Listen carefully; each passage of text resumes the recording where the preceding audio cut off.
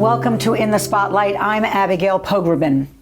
Lee Yaron is my guest today. She is an award-winning Israeli journalist and author with nearly a decade of experience writing for Haaretz. Her investigative journalistic reporting has led to the establishment of state-level commissions and significant changes in Israeli policy and law. She also serves as an elected member representative on the executive committee of the Union of Israeli Journalists. Her new, luminous, heartbreaking book is called 10-7, 100 Human Stories, and it was just awarded the 2024 National Jewish Book Award, the top prize, and named Book of the Year, selected from over 700 submissions by 120 judges. At age 30, she is the youngest winner in the prize's history. Congratulations, Lee. Thank you so much. And this book is just incredible, but it's like for such a sad reason. You had to write it. First, I just want to know why. You knew that there were a lot of stories out there, right? That any of us who were following it and all of us were fixated. One could say, you know, as a journalist, what's new to say? What did you feel was going to be different about this collection? Right. I wanted to take a new approach. I wanted to allow my readers to understand the Israeli-Palestinian conflict, not through narratives that politicians try to dictate from above, but from real human stories, from the stories of the people who lived and died on the Gaza border, from the bottom up. So in this book, what I did is interviewing for months hundreds of bereaved families and friends and first responders. And I didn't want to write a book about death. I didn't want to write just about their last moments to present them solely as victims, but I wanted to know who they were. So I investigated these people's lives, their beliefs, their communities, their families' histories, sometimes going back 2 and 3 generations to when the conflict started. So you kind of see how past wars, failed peace attempts have shaped these families and people's lives long before 10-7. And the personal stories are like a window for a better understanding of the larger political and historical picture. Which it really does. I mean, you just get a sense of the landscape, again, through really personal lenses. I also love that everyone seems to be interconnected, which feels very Israeli. It's like, you know, everyone knows someone who knows someone, and the way that you connect the stories, well, you explain. That was clearly a decision. Right.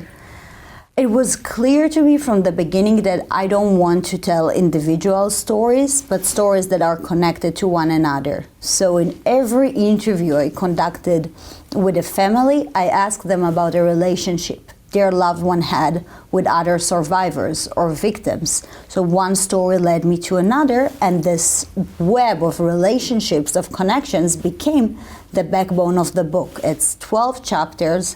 Each chapter is about a different community, and in each of these communities we see how the lives of these people are combined, and sometimes also between stories, between chapters.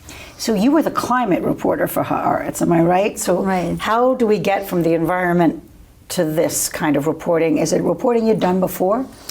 I was the welfare correspondent for the paper for about 7 years before I founded our climate coverage. So I always wrote human stories. I was always interested in these underprivileged people, the stories of people living in poverty, Holocaust survivors, people with disabilities. And I see my journalism as kind of a way to make our society better. I would find a policy of discrimination and just write about it again and again until we were able to change the policy. Israel is a small country, you know, so already. All right, we'll fix it. Let's have Lee stop writing about it already. They don't have many newspapers to read, so you can really use your journalism to change. So it was a beginning, it was a continuous of that. I mean, and founding the environmental coverage in Israel, it's not such a big topic like it is in the US. People are like, well, it's already hot. We don't need to do something about it. So I moved to writing about that for a few years, feeling like Israelis should know about it too. Can you, I know it's hard to ask you to summarize, but can you list some of the worlds that are represented in this book in each of the chapters? And I want to get into a few of the stories. It's hard to choose because the stories are as diverse as the Israeli society, and it was important for me. So many people are now picturing Israelis as this one thing. Monolithic, yeah. Right. So there are stories of Ukrainian refugees who fled Ukraine after February of 2022, hoping to find in Israel a place of refuge, only to find themselves a year later fleeing again from Hamas. For their lives. Right. It's a community of more than 50,000 people who are completely overlooked. Their stories are too complicated. Nobody wants to get into it. So in the book, I'm telling the story of one of them, of a survivor named Eitan, who is 15 years old, escaped the Jewish orphanage of Odessa, lived in an abandoned hotel in Romania, and from there goes to Israel, hoped to start a new life, and meets all of these atrocities, and in the end survives. I'm also telling the story of the Bedouin community. A lot of people forget, but 22% of the Israeli population are Arab Israelis. And I'm telling in the book the story of the youngest victim of this attack, who was shot in her mother's womb and died in the age of 10 hours. So she was in utero, this baby about to be born. And can you tell us a little bit more about that story? Because it was pretty incredible. The mother survives. Right.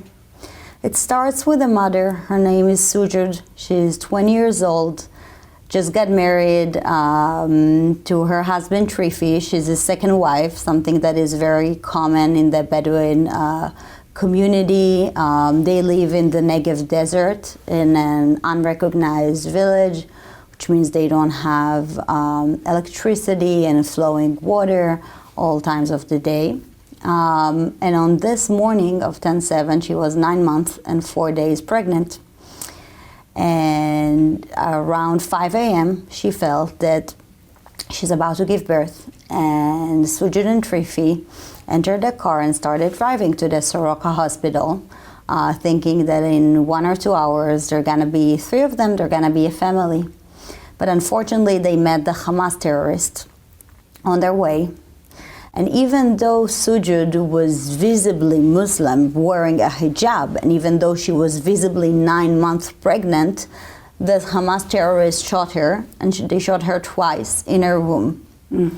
When I was interviewing the doctors, they said they've never seen something like this. They couldn't believe anyone shot a pregnant woman. And when they operated, they discovered that this unborn baby took the 2 bullets. So Sujud was perfectly saved. Her baby shielded her. Incredible. But the baby died. And something that is not in the book because it just happened about a month ago, Trifi called me and he said, Lee, I have some good news. Sujud gave birth to a healthy baby girl. Thank God. A year after. What a miracle. And she named her Malek, which is angel in Arabic, to say she always have an angel watching her. The Holocaust survivor, tell us about him. Oh, that's an incredible story of Moshe Riedler. He was the only Holocaust survivor who was murdered on 10/7. Others were taken hostage, but Moshe is the only one who was murdered. And I'm starting his story on the same day of Simchat Torah, but the year is 1941. And on Simchat Torah, that year, he was living in Haaretz, which is a small town on the border between Romania and Ukraine, with his family. And that was the day that the Romanian allies of the Nazi came and deported all the Jews to the ghetto.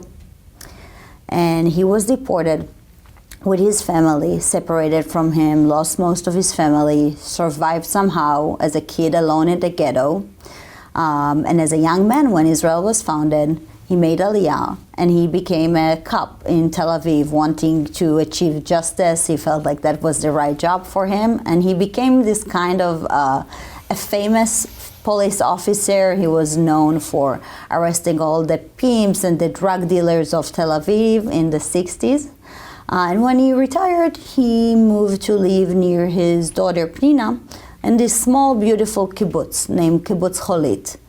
that happened to be very close to the Gaza border. And on the very same day of Simchat Torah, it was October 7, 2023, he was murdered by Hamas in his home, in his bed. So it's an incredible story because this, the life of this man represents in so many ways what Jews have been through in the last century. And he was from... And also what Israel was kind of built for. Right. Was to not have another, the never again aspect. Absolutely. And he also, from what I've learned about him, he was such a strong man, such an optimistic man, and was so focused in rebuilding his life and not letting what happened to him in the Holocaust define him in many ways. So I think we can take a lot of hope and inspiration as well from his story. They're all heartbreaking, but there was a gay couple, Omer and Sagi, am I right? Can you tell us about them? Right. Oh, it's a heartbreaking story. It's in one of the last chapters in the book called Victims of Grief. And I was writing about a woman named Sivan Shikli, who was appointed by the IDF to tell the families when their loved ones are lost and to arrange the funerals. And I discovered their story through her because she was doing such a hard work that her heart couldn't take it anymore. And she almost died from a symptom of a broken heart. And when I asked her, Sivan, what broke you? It was this story of this young couple. They were about to get married in a few weeks. And he never came back. And just hearing the eulogy, she collapsed a few hours later. And she was on life support.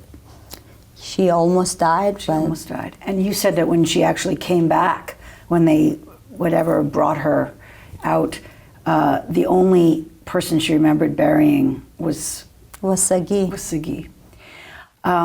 Tamar, 9 years old, another just incredible casualty that is unexpected in a way. Right. Because she also, in a way, died of panic.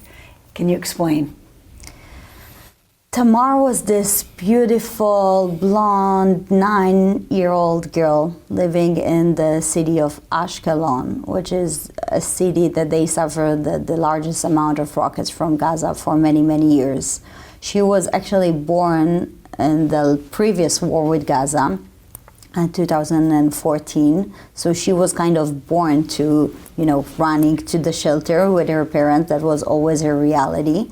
But 10/7 was something she never experienced before. Just on this day, she ran to the shelter 17 times. You need to understand, in cities like Ashkelon, you only have about 30 seconds, sometimes even less, to go to a safe room before the rockets. It's so close. Because it's so close. And she was obviously very afraid. And it wasn't just that day. Every day for the coming weeks, they needed to run to the shelter knowing they're attacked. And she watched the news with her parents. And she saw terrorists were entering homes. She saw children were getting hurt. And she was so afraid. One day her mother saw her going to the kitchen and taking a knife. And she put the knife under her pillow. So the mother, Manana, she asked her, Tamar, why have you done it? And she said, Mom, I want to protect you. If that isn't work, someone needs to protect the family, and it's gonna be me. They tried to speak with her, and they told her, you're too dramatic. You're gonna be an actor when you'll grow up. You're gonna go to Hollywood. But, we live in Israel. There's rockets. That's reality. You can't take it so seriously. But she couldn't. And after 2 weeks, she suffered a heart attack in the age of 9 and died. And she was recognized by the Israeli government as a victim of terror. And I think her story, it's an extreme story, but it represents so much of the fear. The trauma, yeah. And the trauma Israelis are living with. Yeah, it was so effective in the book that you give the time and another siren and another siren and another siren. And it's not just this kind of, like we're going back in the shelter, it's just this kind of over and over again. It can make you kind of insane. Right. I want to just ask you about the dedication to your very close friend, Gal Eisenkot. For those who don't know that name, it should be familiar to our viewers, but give us a sense of who Gal was. Gal was the most amazing person, the kindest, the funniest friend. I loved him so much. And you knew him how? We were friends since we were children. We lived a few blocks apart in Herzliya. Gal's father is Gadi Eisenkot, who was the chief of the IDF and a minister. So he wasn't home all the time, so Gal was a lot with us. He's the same age of my brother. He was his best friend, but he really became part of our family and a very dear friend of mine. When I came here to the US, I left in my apartment in Tel Aviv. And I told them I'll be back in a few months. And 2 months into writing this book, I was in an interview with a mother who lost her daughter. When I got a call that Gal died in Gaza, and he died in a mission trying to save hostages. He was a student, he wanted to be a doctor, but when 10/7 happened, he felt like so many other Israeli young men that he has to go there and protect Israel, and especially it was important for him to bring the hostages back. I think about him every day. So many of, my family, so many families of our friends are just completely broken from losing him. And after experiencing the way his death was presented in Israeli media, the way his death was politicized and used for political purposes, it made me understand. In what way, just for those who don't know? Because his father is shown as an opposition to Netanyahu, so people were speaking about, look at Netanyahu's son, Yair, spending time in Miami, and look at Eisenkot's son, a warrior who gave his life. And it was like, I don't agree with that, but all the articles were just about the connection to his father and like where he came from and like this kind of things. And I couldn't read anything about my friend, about his personality, about his specific... Who he was apart. Yes, who he was as a person. And he was a person. He wasn't his father's son. And I think it happened to so many of these victims, that their dads were used and politicized in so many ways by different... It doesn't matter from the right or from the left. So it made my mission with this book a lot clearer, because I wanted to be the voice of the people who were silenced, and I wanted to allow people the opportunity to know them for who they were, not as victims, not as political figures. Whole people. The number of, you call them peaceniks, those who had really fought so hard on behalf of Palestinians and Palestinian self-determination, who were slaughtered that day. What do you come away with in terms of what many of those people now feel? Right, such an important point, because people forget, but in so many ways, Hamas murdered the Israeli peace community. They murdered the people who did the most for a Palestinian statehood. Some of this, I checked the voting rate of the kibbutzim along the border. 94% of them voted for left-wing and central parties who support a two-state solution. If it was up to them, Netanyahu wasn't even elected to the Knesset. They were in some of this kibbutzim volunteering and taking Palestinians' children to hospitals to give them better health care. Some of them did it 2 days before they were murdered. And just to be clear, when you cited that statistic of what they voted for, that's all pre-October 7th. Right. We didn't have elections ever since. I think it will definitely change, and we can speak about it in a moment. But just to give our viewer the sense of these people in Kibbutz Be'eri, for example, they donated money to families in Gaza every month for over 20 years. Wow. I was shocked when I discovered it when I was doing the research for the book.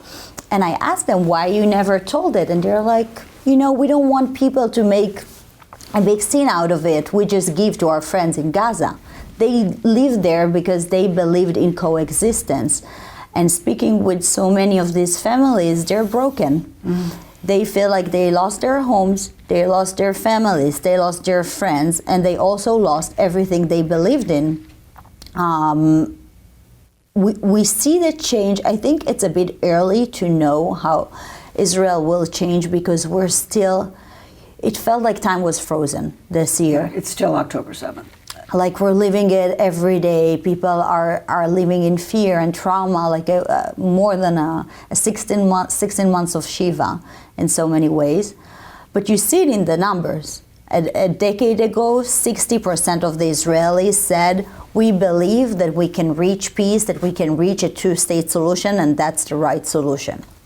A month before the attack, it was still 50% of the Israelis.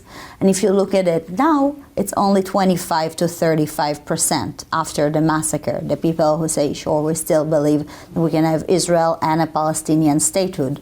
And it's interesting because you see the very same thing among Palestinians. It was about 60% a decade ago, and a few days before the massacre, it was like 28%.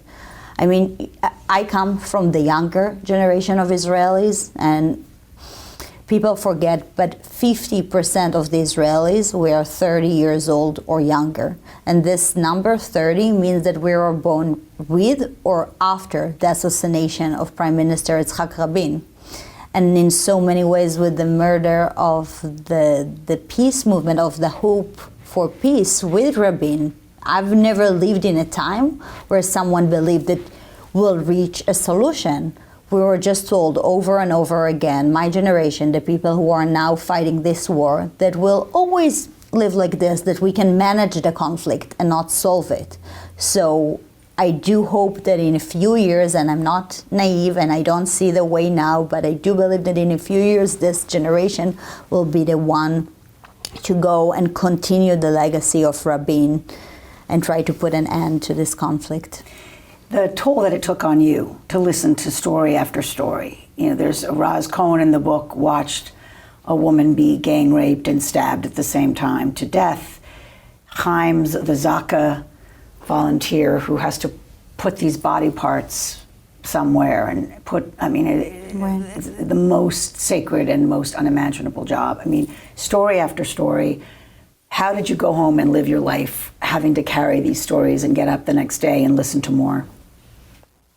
First of all, writing this book, you know, usually as a journalist, you have these borders, these boundaries between the personal and professional. But from the very early hours of 10/7, it was impossible because I have family living in Ofakim, which is one of these towns near the Gaza border, a town where the residents are so poor they can't afford to have shelters in their homes. So every time there is a rocket alarm, they run to the streets, to the public shelter to try and find safety. And my uncle and aunt lived there. We didn't know what happened with them for many hours. We only knew that 20 Hamas terrorists entered Ofakim and were shooting people in the streets, people running for the public shelter. They ended up murdering 49 people. My family was luckily saved, but it started in a very personal way. And after that with losing Gal, so there was days that I felt it was unbearable, that it was so much to carry my own grief and the grief of so many families. But I think ultimately it gave me strength because writing the book gave me a mission. I knew I could be the voice of people who were silenced and make them at least remembered. I felt like that was the justice I could give them, and I really felt like I needed to do something for them. It saved me. I think it saved me from despair in many ways. The afterword is written by your husband, Joshua Cohen, who is a renowned writer. He wrote The Netanyahus. Did it win the Pulitzer? Yes. Yes. Just a small prize. But you're a prize winner too now. What was the decision to have him write it? And it's beautiful, but tell me about that choice. So the way the book was born is that I wrote an article to the New York Magazine about 11 families in maybe 2 weeks after the massacre. And then a man named Joachim Schnerf, who's one of the chief editors of Grasset publishing house in Paris, who is also Joshua's publisher, read the article, and he was like, Lee, we need this kind of book. We need a book about the human stories. Do you think you can write it? Maybe more than 11 families. And in this phone call, I said, yes, absolutely. I'm going to do 100 stories. He said, great, you have 6 months, and maybe Joshua can write an afterword. And I said, sure. And this is how it started. Well, Lee, it's a gift to all of us and to history, even as hard as it is to read. It's beautifully done, and congratulations on being recognized for it so deservedly. Thank you so much. The book is 10/7, 100 Human Stories by Lee Yaron. I'm Abigail Pogrubin for In the Spotlight. I'll see you next time.